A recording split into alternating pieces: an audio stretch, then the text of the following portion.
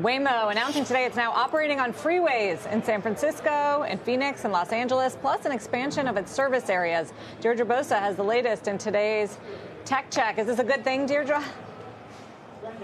It is a good thing if you like to ride in Waymo. So now you can get in a Waymo from downtown San Francisco, where I am, all the way to San Jose. That's about 50 miles or an hour and a half on a good day. And this is all without having to say a word to a driver. So that is certainly convenience. But this is also a major shift for autonomous driving at large, a critical step to making them mainstream, because freeways, they are the next proving ground, and they really change the entire economics of autonomy. When you think about city driving, it's shorter trips, stop and go traffic, far less efficiency. Freeways, they're the opposite. Longer stretches, they mean less handoffs. There's predictable lanes, higher speeds, more miles where the car is actually earning. So these longer freeway rides, like airport runs, cross-city commutes, these are high-value rides where competitors really fall off. And this is the wider Waymo footprint, operating in California and Arizona, testing on the East Coast, expanding through key city partnerships. Freeway driving, if it works, that could lay the groundwork for a national driverless network, something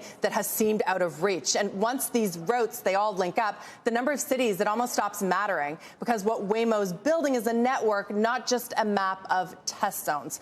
Tesla, meanwhile, still running pilots with safety drivers or safety monitors. It's clocked just over 1 million miles versus Waymo's 100 million plus miles as of July.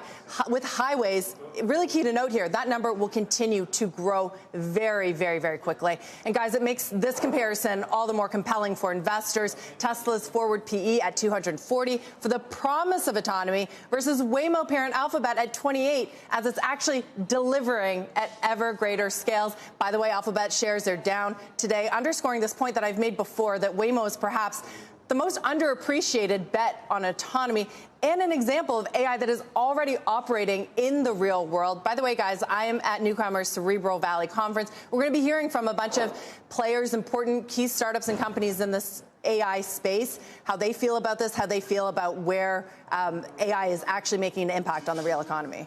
Dia, I'm fascinated by the demands on the technology, on the cloud, when you're operating at higher speeds around other cars that are also going at higher speeds.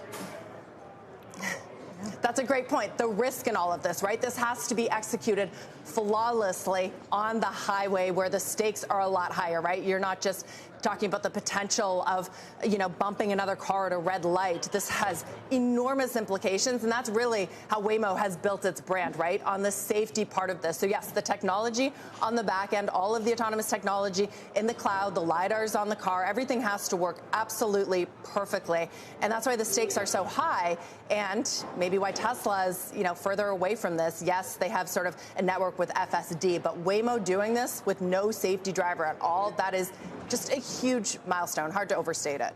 Yeah, it's an amazing number, and when you pair it with the valuation, it's an incredible story you're telling. Look forward to a lot more today, Dee. Thanks, Deirdre Bosa.